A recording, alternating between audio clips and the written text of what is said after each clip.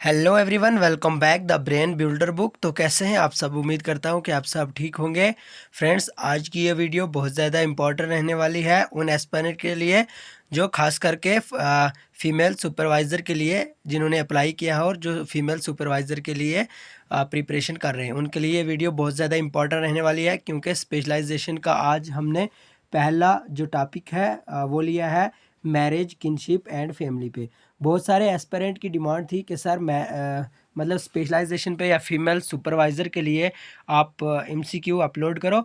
तो हमने बहुत ही मेहनत के बाद ये पीडीएफ एक तैयार किया है जिसमें top 20 marriage, kinship and family के एमसीक्यू रहने वाले हैं।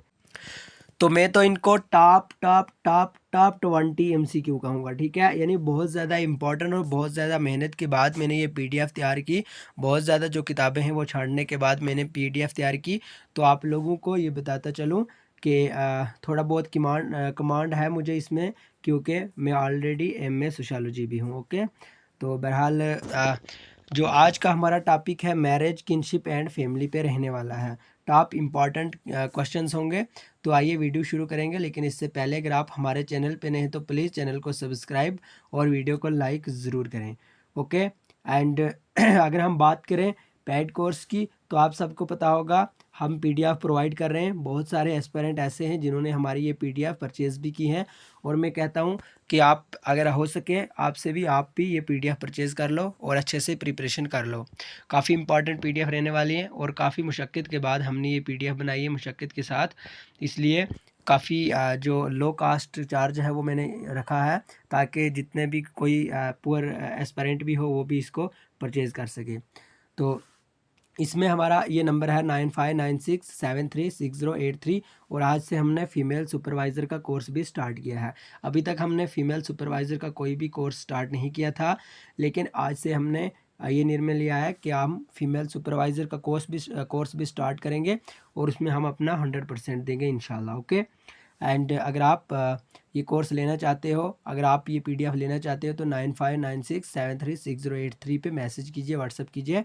और अगर आप जम्मू एंड कश्मीर कंस्टेबल के लिए प्रिपरेशन कर रहे हैं तो आपको ये पीडीएफ मिल सकती हैं, और पटवारी के लिए भी मिल सकती है। यानी कहने का मतलब है ऑल ओवर जेकेएसएसबी के एग्ज़ाम के लिए अगर आप प्रिपरेशन कर रहे हैं तो आप इस नंबर पे मैसेज कीजिए और आपको ये पीडीएफ प्रोवाइड की जाएंगी 50% ऑफ पे। ओके, यानी बहुत ज़्यादा लो कास्ट पे।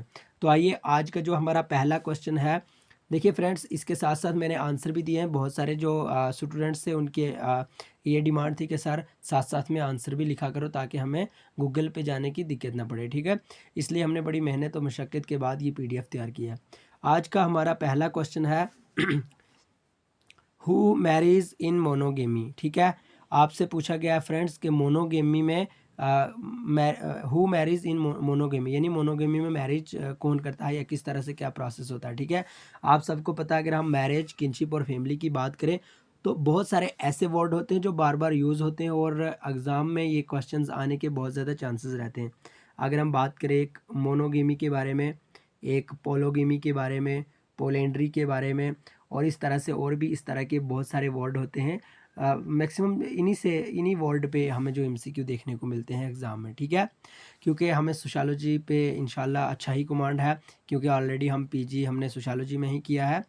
तो बहरहाल आज का जो क्वेश्चन है who marriage in monogamy, option A 1 male and 1 female, option B 1 male and 2 female, option C 2 male and 3 female, option D none of these. तो फ्रेंड्स, अगर आपको भी इसका सही आंसर आता हो तो कमेंट बॉक्स में ज़रूर बताएं, और एंड पे अपना स्कोर भी बताएं आपने इस सेशन में से टोटल कितने क्वेश्चन सही किए।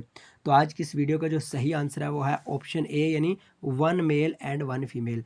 तो मोनोगेमी, ठीक है, आपको ये याद रखना है मोनोगेमी में क्या होता है कि एक मेल होता है जो सिर्फ एक ही फीमेल से शादी करता है। ओके, सिंपल सा क्वेश्चन है मोनोगेमी, आपको याद रखना है mono mono mono mono mean single. Okay, mono mean single, आपको ये याद रखना है कि एक एक मेल एक ही फीमेल के साथ शादी करता है, उसी को हम मोनोगेमी कहेंगे, ठीक है। सिंपल सा क्वेश्चन, आपको इतना याद रखना है मोनोगेमी मीन्स होता है, गेमी मीन्स मैरिज, गेमी means marriage, mono means single, यानी सिंगल एक ही मेल एक ही फीमेल से शादी करे उसको मोनोगेमी कहेंगे, इतना याद रखना है। बाकी इससे उतना कुछ डिफ़िकल्ट क्वेश्चन आने की भी कोई चांस नहीं है, सिंपल से क्वेश्चन रहते हैं, सिर्फ आपको कंसेप्ट पाना है, ठीक है। आज का जो हमारा सेकंड क्वेश्चन है, लेकिन इससे पहले अगर हम थोड़ा और पॉइंट पे डिस्कस करें, पोलेंड्री, जैसे मैंने ऑलरेडी आपको बताया पोलेंड्री। तो polyandry is a form of polygamy in which a women take 2 और more husband at the same time. Polyandry में क्या होता है, ये एक पोलोगेमी की फार्म है, और इसमें क्या होता है कि एक वुमेन होती है जो 2 या 2 से ज़्यादा हस्बैंड के साथ शादी करती है सेम टाइम पे। ओके, ये आपको रखना है पोलोगेमी के बारे में याद। Okay, and the second question, dash is a social bond based on blood, marriage or adoption that joins individual into families। तो option A family, option B religion, option C kinship, option D class. तो इसका जो सही answer है option C, यानी kinship रहने वाला है। ठीक है, किनशिप एक ऐसा सोशल बॉन्ड होता है जो किस पे बेस होता है, ब्लड पे, मैरिज पे, या कोई भी अडॉप्शन वगैरह पे। ठीक है, तो क्वेश्चन 3 है हमारे पास, who has divided family into family of orientation and family of procreation। ठीक है, तो मतलब किन के द्वारा फैमिली को डिवाइड किया गया है 2 टाइप्स में, फैमिली ऑफ ओरिएंटेशन और फैमिली ऑफ प्रोक्रिएशन। ठीक है, इंपॉर्टेंट क्वेश्चन है। A option Ralph Linton, option B GP Murdock, option C Karl Marx, option D none of these. अगर हम सोशियोलॉजी की बात करें तो बहुत सारा जो कैरल मार्क्स की थ्योरीज हैं वो भी इसमें मिल जाती हैं। ठीक है, तो ऑप्शन बी यानी GP Murdock is right answer. Okay, and question number 3 है हमारे पास, the unit of production in tribal economies. तो आपको बताना होगा ट्राइबल इकानमी में यूनिट ऑफ प्रोडक्शन क्या है। ठीक है, इंपॉर्टेंट क्वेश्चन है, और बहुत ज़्यादा चांसेस हैं इस तरह के क्वेश्चन आपको फीमेल सुपरवाइज़र में आने के। ठीक है, option A family, option B village, option C religion, option D none of these. तो फ्रेंड्स, अगर आपको सही आंसर आता हो तो कमेंट बॉक्स में ज़रूर बताएं। आज के इस क्वेश्चन का सही आंसर ऑप्शन ए यानी फैमिली रहने वाला है। ओके, एंड क्वेश्चन नंबर 5 की अगर हम बात करें, who is the father of sociology. आपको बताना होगा सोशियोलॉजी के फादर किनको कहा जाता है। मैक्सिमम अगर सुपरवाइज़र के एग्ज़ाम में देखा जाए तो सोशियोलॉजी के ही रिलेटेड है, सोसाइटी के ही रिलेटेड है, सोशियोलॉजी के ही रिलेटेड है। ओके, और इम्पॉर्टेंट जो इसमें मेन पॉइंट देखने को मिलते हैं वो सोसाइटी के रिलेटेड देखने को मिलते हैं। अगर आपको अभी तक यही पता नहीं होगा सोशियोलॉजी के फादर किनको कहा जाता है, तो फिर आपको और भी कोशिश करनी चाहिए पढ़ने की। बहरहाल मोटिवेट रहें और अच्छे से मेहनत करें, इंशाल्लाह आप एग्ज़ाम क्रैक कर पाओगे। और अगर हम फादर ऑफ सोशियोलॉजी की बात करें तो ए पार्ट यानी August comet. Okay, August comet को रेफर किया जाता है फादर ऑफ सोशियोलॉजी। ओके, तो क्वेश्चन नंबर अगर हम 6 की बात करें, which of the following is the nuclear family. अब आपसे पूछा गया है न्यूक्लियर फैमिली किसको कहा जाता है। A family in which one husband wife and their children live together. क्या ऐसी फैमिली जिसमें हस्बैंड वाइफ और उनके साथ उनके बच्चे रहते हैं, या ऐसी फैमिली जहाँ पे ऑल ब्रदर्स और सिस्टर रहते हैं, या फिर ऐसी फैमिली जहाँ पे सिर्फ हस्बैंड और वाइफ रहते हैं। तो न्यूक्लियर फैमिली यानी फैमिली की बहुत सारी टाइप्स होती हैं। ठीक है, अगर हम बात करें न्यूक्लियर फैमिली की तो ए family in which one husband wife and their children live together, option A सही आंसर। ओके, यानी एक ऐसी फैमिली एक ऐसी फैमिली जहाँ पे हस्बैंड वाइफ और उनके साथ उनके बच्चे रहते हैं, उनको हम क्या कहते हैं, न्यूक्लियर फैमिली। तो सिंपल सा क्वेश्चंस है, आपको सिर्फ कंसेप्ट पाना है। सोशियोलॉजी एक ऐसा सब्जेक्ट है, आपको सिर्फ कंसेप्ट पाना है, बाकी आपको ज़्यादा याद रखने की कोई ज़रूरत नहीं है, रट्टा लगाने की कोई ज़रूरत नहीं है। आपको कंसेप्ट रखना है। न्यूक्लियर फैमिली के बारे में आपको इतना ही याद रखना है कि न्यूक्लियर फैमिली वो फैमिली होती है जहाँ पे हस्बैंड वाइफ और उनके साथ उनके बच्चे रहते हो। ओके, जैसे टाइप्स हुई बहुत सारी फैमिली की, न्यूक्लियर फैमिली हुई, जॉइंट फैमिली हुई, इंडिविजुअल फैमिली हुई, वगैरह वगैरह। Okay, sorry. तो क्वेश्चन नंबर 7 है, dash is a form of marriage in which. यहाँ पे थोड़ा मिस्टेक हो जाती है कभी कभार टाइप करते समय। तो dash is a form of marriage in which man of lower caste marry women of superior caste. तो आपको मैरिज की वो टाइप्स बतानी होगी जिसमें जो मैन होता है वो लोअर कास्ट वुमेन के साथ शादी करता है। Marry man of lower caste marry, यानी जो मैन होता है लोअर कास्ट का, लो कास्ट का अगर हम बात करें मैन होता है तो वो सुपीरियर कास्ट की वुमेन के साथ शादी करता है। तो इसका जो सही आंसर है, अगर आपको आता हो तो आपको मार्क्स में ज़रूर बताएं। Option A anuloma, option B pratiloma, option C levirate, option D none of this. तो ऑप्शन बी यानी pratiloma is right answer. Okay, आपको याद रखना है, ये वर्ड थोड़ा डिफ़िकल्ट है, टफ है, लेकिन याद रखना पड़ेगा, क्योंकि अगर आपको एग्ज़ाम क्रैक करना है तो थोड़ी आपको मेहनत तो करनी पड़ेगी। इसलिए आपको याद रखना है प्रातिलोमा। प्रातिलोमा ये वो वर्ड है जहाँ पे जो मेन है, कोई भी इंसान है अगर लावर कास्ट का है तो वो, अगर अपर कास्ट ही हम रख लेते हैं, सुपीरियर को छोड़ो, कोई भी जो मेन है लावर कास्ट से ताल्लुक़ रखता है और वो किसी सुपीरियर कास्ट या हाई कास्ट वाली लड़की से शादी करता है तो उसको हम प्रतिलोमा कहेंगे। ओके, एंड क्वेश्चन नंबर 8 की अगर हम बात करें, the most fundamental unit of society is known as. आपसे इस क्वेश्चन में पूछा गया है मोस्ट फंडामेंटल यूनिट कौन सा है सोसाइटी का, उसको क्या कहते हैं? Marriage, society, family, religion. तो सिंपल क्वेश्चन है, आपको थोड़ा अपना जो माइंड है वो भी इधर उधर घुमाना होगा, फैमिली इसका सही आंसर रहने वाला है। Question number 9, the Indian succession act was enacted in which of the following year. अगर मैं बात करूँ, बहुत सारे जो एक्ट हैं वो भी इसके रिलेटेड पूछे जाएंगे आपको एग्जाम में। ओके, जैसे हिंदू मैरिज एक्ट हुआ, मुस्लिम मैरिज एक्ट हुआ, इस तरह से बहुत सारे एक्ट होते हैं जो आपसे पूछे जाएंगे। तो the Indian succession act was enacted in which of the following year, 1923, 1925, 1926 या 1924। तो फ्रेंड्स इसका जो सही आंसर है ऑप्शन बी यानी 1925 रहने वाले। फ्रेंड्स आपको आज मैं एक और बात बताऊं कि मुझे लगता है कि मैं जल्दी जल्दी पढ़ाता हूं, और इसलिए मुझे नहीं लगता है कि आपको वीडियो 2x में लगानी पड़े, ठीक है। यानी बहुत सारे जो यूट्यूब पे वीडियो देखने को मिलती है एजुकेशन की, तो इधर उधर की बातें शायद आई थिंक ज़्यादा करते हैं। मे बी कोई होता है, वैसे नहीं होता है, लेकिन कोई ऐसा होता है जो ज़्यादा बात करता है, और इसलिए जो स्टूडेंट होता है उसको दिक्कत आती है काफ़ी, क्योंकि उसको वेट करना पड़ता है बार बार, सर की बातें कब ख़त्म हो तो उसके बाद वो क्वेश्चन शुरू करें। लेकिन मुझे ये लगता है कि मैं जल्दी जल्दी बात करता हूँ, इसलिए 2x भी आपको नहीं लगाना पड़ता होगा। So it's joke like a fun. तो क्वेश्चन नंबर अगर हम 10 की बात करें, which of the following act first recognise monogamy as the accepted form of marriage.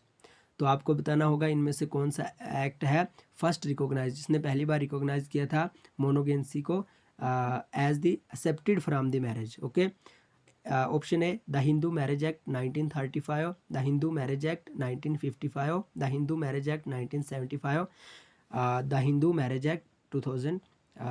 तो अगर आपको सही आंसर आता हो तो कमेंट बॉक्स में ज़रूर बताएं। तो ऑप्शन ए यानी द हिंदू मैरिज एक्ट 1935 इसका सही आंसर है। साथ साथ में मैंने आंसर भी दिया है, और थोड़ा मैं हाइड करके इसलिए रखता हूँ ताकि आपको थोड़ा अंदाज़ा हो जाए और आप एंड पे बता सको कि आपने टोटल कितने क्वेश्चन किए। ओके, ताकि आपको अपनी प्रिपरेशन का अंदाज़ा लग जाए। क्वेश्चन नंबर 11 की बात करें तो in primary kinship relationship is. तो प्राइमरी किनशिप में रिलेशनशिप क्या है? Direct and close, indirect, permanent, या इनमें से कोई भी नहीं। इंपॉर्टेंट क्वेश्चन है, अगर आपको आता हो तो कमेंट बॉक्स में ज़रूर बताएं। तो फ्रेंड्स ऑप्शन ए यानी direct and close is right answer. Okay, आपको फ्रेंड्स आप ये सोचते होंगे कि बड़ा टफ़ है ये एग्ज़ाम, बड़ा टफ़ है। मैं मानता हूँ कि हर एक एग्ज़ाम टफ़ भी होता है और आसान भी होता है। टफ़ उन बच्चों के लिए होता है जिन्होंने कुछ नहीं पढ़ा होता है, और आसान उनके लिए होता है जिन्होंने बहुत ज़्यादा पढ़ा होता है। इसलिए आप सिर्फ कंसेप्ट पाओ। जैसे अभी ये क्वेश्चन है in primary kinship relationship means, आपको यही याद रखना है। अगर प्राइमरी किनशिप का आपने लफ्ज़ याद रखा, ये वर्ड याद रखा कि प्राइमरी किनशिप में direct close, primary kinship direct close. Okay, इस तरह से आपको याद रखना होगा, तो दिन आसानी से आप ये एग्ज़ाम क्रैक कर पाओगे इंशाल्लाह। Question number 12, what is matrilocal family. अब मैट्री लोकल फैमिली क्या होती है? A family in which the wife is chosen from the local caste, a family in which the wife is chosen from the local village, a family in which the husband lives at his wife parents house। देखिए, अब इतना बड़ा question आपको लग रहा है, आप सोच रहे होंगे ये एक एक पूरी पूरी लाइन का है, इसको हम याद कैसे रखें। आपको ये वर्ड याद रखना होगा, मैट्री लोकल फैमिली। ओके, हमें ये सिर्फ यही पूछा गया है कि मैट्री लोकल फैमिली होता क्या है। पहले मैं आपको बता दूं कि ऑप्शन सी इसका सही आंसर है। ओके, अब आपको किस तरह से याद रखना होगा ये कि मैट्री लोकल फैमिली वो फैमिली होती है in which the husband lives at his wife parents house. यानी मैट्री लोकल वो फैमिली होती है जहाँ पे जो हस्बैंड होता है वो अपनी वाइफ के साथ, अपनी वाइफ के जो घर वाले होते हैं उनके साथ रहते हैं। कहने का मतलब ये है अपने सास ससुर के साथ रहते हैं। ओके, यानी अपनी वाइफ के घर में रहता है जो हस्बैंड, उसी को हम मैट्री लोकल फैमिली कहते हैं। ओके, एंड क्वेश्चन नंबर 13 की अगर हम बात करें, a family in which an individual is born is known as. तो एक ऐसी फैमिली जिसमें एक इंडिविजुअल ही बर्न हो तो उस फैमिली को हम क्या कहेंगे? Procreation family, monogamous family, orientation family. तो इसका सही आंसर है orientation family. Okay, and question number अगर हम 14 की बात करें, the type of marriage in which a husband can have more than one wife is known as. तो ये द टाइप ऑफ मैरिज, एक मैरिज की एक ऐसी टाइप्स जिसमें क्या होता है कि एक हस्बैंड होता है और वो बहुत सारी जो वाइफ्स होती हैं उनसे शादी करता है। तो उस मैरिज की टाइप को क्या कहते हैं? क्या पोलोगिनी कहते हैं, मोनोगिमी कहते हैं, या पोलोगिमी एंड मोनोगिमी दोनों, या इनमें से कोई भी नहीं? तो पोलोगिनी। अब आपको याद रखना है, जैसे पहले मैंने आपको ऑलरेडी मोनोगिमी के बारे में पढ़ाया, सो पोलेंड्री के बारे में भी पढ़ाया, और इसमें अब मैंने आपको क्या पढ़ाया? पोलोगिनी के बारे में। पोलेंड्री और लफ्ज़ है और पोलोगिनी अलहदा लफ्ज़ है। अब आपको याद रखना है पोलोगिनी क्या होता है कि जिसमें एक हस्बैंड बहुत सारी वाइफ्स से शादी करे। सिंपल क्वेश्चन है, एक हस्बैंड होता है वो बहुत सारी वाइफ से शादी करे तो उसको हम पोलोगिनी कहेंगे। Question number 15, who has written the book social structure. तो इंपॉर्टेंट बुक्स है ये। अगर हम सोशोलॉजी की बात करें, सोशोलॉजी में एक बुक्स आती है social structure, it's a important books. तो ये किनके द्वारा लिखी गई है? मैक्लियर, कापीडिया, मॉर्डॉक्स, कार्ल मार्क्स। तो ऑप्शन सी यानी मॉर्डॉक्स इसका राइट आंसर है। क्वेश्चन नंबर 16 की अगर हम बात करें तो जेंडर इज है। जेंडर क्या है? Biological concept, social concept, family concept, या इनमें से कोई भी नहीं? इंपॉर्टेंट क्वेश्चन है। जेंडर की अगर हम बात करें तो ये एक सोशल कंसेप्ट है, ठीक है, सोशल कंसेप्ट है जेंडर। इतना याद रखना है आपको, gender is a social concept, gender is a social concept. Okay, इतना याद रखना है। तो उसके बाद इस क्वेश्चन को खारिज कर देना, कोई मसला नहीं, ये है क्या है, ठीक है। यानी अगर आपको कंसेप्ट आ गया, आपने ये याद रख लिया, तो अब आपको ज़रूरी क्या है इतनी टेंशन लेने की कि अगर जेंडर से कोई क्वेश्चन आए तो हमें नहीं आएगा। Gender is a social concept. Okay, तो एंड क्वेश्चन नंबर 17 की अगर हम बात करें तो डोरी prohibition act when it was passed. यानी कहने का मतलब यह है डोरी प्रोहिबिशन एक्ट कब पास हुआ? तो 1961 में पास हुआ, ठीक है। ये आपको बाकी के याद ही नहीं रखने हैं, क्योंकि अगर आप ये रीड भी करोगे तो आपको थोड़ी दिक्कत हो जाएगी। आप समझोगे कि सर ने वहाँ पे पढ़ाया था, ऑप्शन में हमें 62 भी मिला था, ठीक है, ऑप्शन में 63 भी मिला था, 4 भी मिला था, इसलिए आपको इतने कुछ दिक्कत करने की ज़रूरत ही नहीं। आपको सीधा याद रखना कि डोरी प्रोहिबिशन एक्ट था जो वो 1961 में यानी 1961 में क्या हुआ था? पास हुआ था, ठीक है। तो फ्रेंड्स, अगर आप इसकी PDF लेना चाहते हो तो इस नंबर पे आप व्हाट्सअप कर सकते हो, 9596736083। आई होप कि मैं ये सोचता हूँ कि मैंने खुद का 100% दिया है और आप भी अपना 100% दें। ओके, एंड वीडियो अच्छी लगी तो लाइक ज़रूर करें। फ्रेंड्स, कहने का मतलब ये है कि जो मैंने PDF तैयार की है बड़ी मेहनत से तैयार की है और बिल्कुल लो कास्ट में मैं ये दे रहा हूँ, ठीक है। तो बहरहाल जो हमारा 18 क्वेश्चन है, the history of human marriage, ये भी एक जो बुक है the history of human marriage, ये किनके द्वारा लिखी गई है? Karl Marx, August Comte, Westermarck, none of these. तो ऑप्शन सी यानी वेस्टर मार्क्स इसका सही आंसर रहने वाला है। तो आपको कमेंट बॉक्स में बताना है, ये मैंने अभी भी आपको पढ़ाया अगस्ट कॉमेट ये कौन है, अगस्ट कॉमेट कौन है, ये आपके लिए होमवर्क है। ओके, एंड क्वेश्चन नंबर 19 की अगर हम बात करें, endogamy is the rule of marriage in which the life partner are to be selected within the. तो इंडोगेमी के बारे में आपसे पूछा गया कि एक मैरिज का ही रूल है जिसमें क्या आता है कि जो लाइफ पार्टनर है वो सिलेक्ट किया जाता है, और किन के द्वारा सिलेक्ट किया जाता है? क्या ग्रुप के, कंट्री, सोसाइटी, या कोई भी नहीं? तो ऑप्शन ए यानी ग्रुप, कोई ग्रुप होता है उसके रिलेटेड है ये, ठीक है, यानी वो ग्रुप है वही लाइफ पार्टनर को सिलेक्ट करता है। तो आज की वीडियो का लास्ट क्वेश्चन और क्वेश्चन नंबर 20 है, several brother share same wife with practice is often called. तो बहुत सारे जो ब्रदर्स होते हैं जो सेम वाइफ से शादी करते हैं, यानी एक ही वाइफ होती है उसी से बहुत सारे ब्रदर्स शादी करते हैं, तो उसको क्या कहते हैं? सोरोरियल पोलोगेमी, नॉन सोरोरियल, फ्रैटर्नल पोलेंड्री, या इनमें से कोई भी नहीं? तो option C fraternal polyandry is right answer. तो फ्रेंड्स, आज की वीडियो कैसी लगी कमेंट बॉक्स में ज़रूर बताएं, और जैसे मैंने आपको ऑलरेडी बता दिया कि हम कोर्स चला रहे हैं फीमेल सुपरवाइज़र के लिए। अगर आपको चाहिए तो 9596736083 पे आप व्हाट्सअप कर सकते हैं। अगर आपको constable Jammu and Kashmir police के लिए चाहिए, या पटवारी के लिए, या किसी बाकी JKSSB के अदर एग्ज़ाम के लिए चाहिए, आप डायरेक्ट से कांटेक्ट कर सकते हैं और आपको लो ऑफ कास्ट पे ये PDF प्रोवाइड कर दी जाएंगी। बहरहाल अगर अभी तक चैनल पर नहीं तो चैनल को सब्सक्राइब और वीडियो को लाइक ज़रूर करें। मिलेंगे नेक्स्ट वीडियो में, तब तक के लिए bye bye, take care, love you all.